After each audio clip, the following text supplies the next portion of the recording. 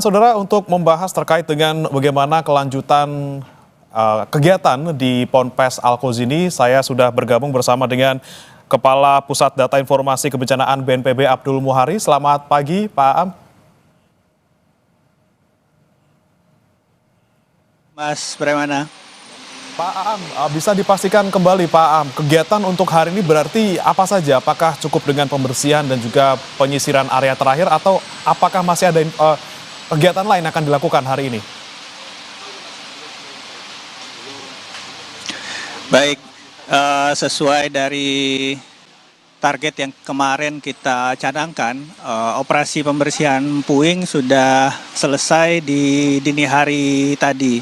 Dan setelah puing benar-benar bersih, kondisi reruntuhan sudah rata dengan tanah, itu tidak ditemukan kembali ada tambahan jasad korban. Sehingga kalau saya update ulang, korban meninggal itu ada 61 dan body part ada 7.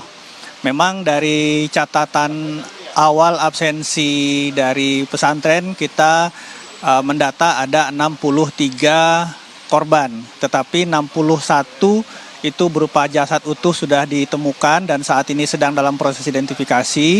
Kita masih ada 7 bagian dari anggota tubuh yang masih juga diidentifikasi. Nantinya kepastian mengenai jumlah dan identitas itu kita akan menunggu dari DVI Mabes Polri. Disitulah nanti kita akan menetapkan jumlah serta identifikasi korban, Mas Bremana. Nah, untuk tahapan selanjutnya, tentu saja pagi ini sebelum nanti area itu bisa kembali atau dimasuki oleh pengurus pesantren, santri, ini akan kita disinfektan dulu. Kita disinfektan, kita pastikan ini steril sehingga kemudian bisa dimasuki oleh pengurus Ponpes. Selanjutnya BNPB juga akan menyisir sekali lagi di tempat pembuangan puing. Kalau saja masih ada yang miss, apakah itu body part atau lain-lain, kita akan melakukan penyisiran sekali lagi untuk memastikan bahwa dari puing-puing yang sudah kita pindahkan ke tempat pembuangan itu benar-benar tidak ada ikut terbawa potongan tubuh ataupun bagian-bagian lain dari korban. Ini akan dilakukan hari ini. Selanjutnya ini masa transisi di mana kita juga akan memastikan proses handover dari tanggap darurat ini ke pemerintah provinsi.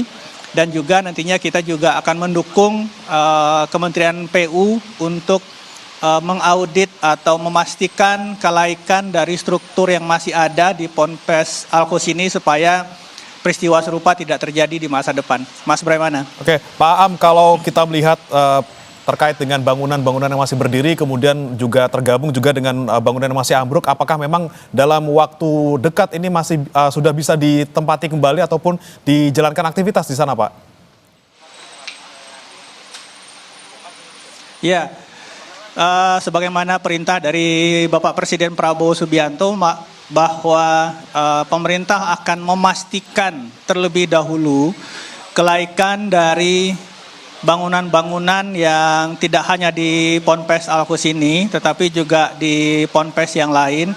Khusus untuk Al-Khouzini ini tentu saja kita akan memastikan terlebih dahulu kelaikan dari bangunan-bangunan yang saat ini masih ada. Karena kita lihat secara visual juga itu mungkin perlu dilakukan penguatan, retrofitting dan seterusnya, itu nanti akan dianalisis oleh Kementerian PU dan kementerian terkait sebelum kemudian aktivitas di Ponpes berjalan. Ini adalah amanat dari Presiden dan harus kita lakukan supaya kejadian serupa tidak terulang di masa depan, Mas Bremana. Baik, kemudian kalau dari pemerintah daerah sendiri nanti perannya seperti apa, Pak Aam, terkait dengan nanti kegiatan yang berlanjut kembali selain soal keamanan bangunan, Pak? Iya, saat ini kita sudah mulai fase transisi menyerahkan posko dan proses selanjutnya kepada pemerintah provinsi. Apa saja proses selanjutnya dalam waktu dekat ini, dalam 1 minggu ke depan? Itu pertama adalah tetap menjamin logistik permakanan dan non permakanan bagi wali santri yang saat ini masih ada di posko RS Bayangkara. Jadi selama proses identifikasi korban itu mungkin masih membutuhkan waktu hingga 3-4 hari ke depan. Pemerintah provinsi tentu saja tetap didampingi oleh BNPB itu akan memastikan bahwa logistik permakanan dan non permakanan dari para wali santri ini akan tetap tetap tersedia untuk mereka sambil menunggu kepastian identifikasi dan membawa pulang kembali anggota keluarga untuk dilakukan pemulasaran sebagaimana mestinya. Itu yang pertama. Yang kedua tentu saja proses yang berkaitan dengan aspek sosial dan pendidikan di lingkungan Ponpes Algos ini dan juga proses-proses yang berkaitan dengan trauma healing bagi santri-santri yang tidak terdampak atau selamat dari kejadian ini sebelum kemudian memulai aktivitas kembali belajar mengajar seperti biasa. Ini yang menjadi prioritas dalam 1 minggu ke depan, Mas Braimana. Oke, baik Pak Aam, saya ingin pastikan lagi terkait untuk kegiatan pembersihan puing dan juga tadi penyisiran itu akan berlangsung dan berakhir hari ini atau masih akan ada sampai beberapa hari ke depan sampai semuanya benar-benar steril dan juga bersih, Pak Aam? Proses pembersihan puing sudah selesai, alat berat pagi ini sudah kita tarik. Berikutnya adalah proses disinfektan di lingkungan operasi. Kemudian satu lagi yang akan dilakukan adalah penyisiran. Sekali lagi di tempat pembuangan puing. Kita akan memastikan bahwa memang tidak ada bagian atau potongan tubuh yang terbawa ke tempat pembuangan akhir. Secara umum untuk proses pembersihan itu sudah selesai di hari ini. Alat berat sudah kita geser keluar dari lokasi.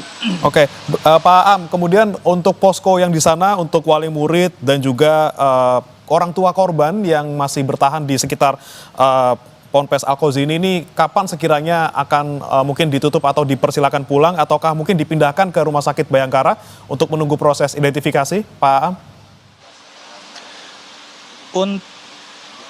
Untuk saat ini, wali santri yang masih bertahan di Ponpes itu hampir tidak ada, karena saat ini sudah berpindah semua ke pos di RS Bayangkara. Karena proses evakuasi atau pencarian korban sudah selesai, puing sudah bersih, artinya semua jasad korban sudah ada di RS Bayangkara untuk proses identifikasi lebih lanjut. Sehingga para wali santri ini saat ini bertahan atau menginap atau menunggu proses identifikasi ini di pos RS Bayangkara. Nah, di pos RS Bayangkara itu tadi yang kami sampaikan, kita tetap menjamin ketersediaan logistik permakanan dan non permakanan, matras, selimut dan lain-lain, termasuk ada satu dapur umum disediakan oleh Pemprov Jawa Timur di situ sampai nanti selesai secara keseluruhan proses identifikasi korban. Mas Braimana. Baik, Pak, dari untuk terkait dengan identifikasi, Pak Aam, dari BNPB sendiri akan langsung menyerahkan ke DVI dan kira-kira seperti apa ataupun kapan target selesai untuk semua korban diidentifikasi, Pak Aam? Ya, memang secara tusi dan secara kapasitas dan kemampuan alat perangkat personil ini ada di DVI Polri. Ini sudah berjalan saat ini dan tentu saja proses ini butuh waktu. Kita tidak bisa membuat target, tapi secepat mungkin kita harapkan dalam 3-4 hari ini bisa selesai karena ini melibatkan analisis DNA dan saat ini ada sekitar 60 kantong jenazah yang akan diidentifikasi, 17 diantaranya sudah selesai. Proses identifikasi dengan analisis DNA ini tentu saja butuh waktu dan kita harapkan sekali lagi para wali santri, kerabat, keluarga bisa bersabar supaya benar-benar nanti hasil yang kita inginkan bisa sesuai dengan yang memang sebagaimana mestinya. Ini mungkin butuh waktu dan kita harapkan kesabaran dari wali santri sekali lagi untuk bisa memastikan tim bekerja dengan baik dan bekerja dengan profesional. Mas Braimana. Ya, Pak Aam, kalau dari BNPB sendiri nanti apakah juga akan berkoordinasi dengan pihak kepolisian mungkin nanti terkait pengusutan adanya atau tidak unsur pidana dalam insiden ini? Ya, untuk hal itu mungkin nanti kita serahkan kepada pihak kepolisian ya. BNPB memastikan seluruh proses tanggap darurat ini bisa berjalan sebagaimana mestinya, dan nanti setelah proses identifikasi selesai kita benar-benar bisa menetapkan jumlah korban dan identitas dari korban. Ini yang menjadi fokus atensi dari BNPB, Mas Bremana. Baik, terima kasih Pak Abdul Muhari, Kapus Datin BNPB sudah bergabung bersama kami di Breaking News Kompas TV. Selamat pagi Pak Aam.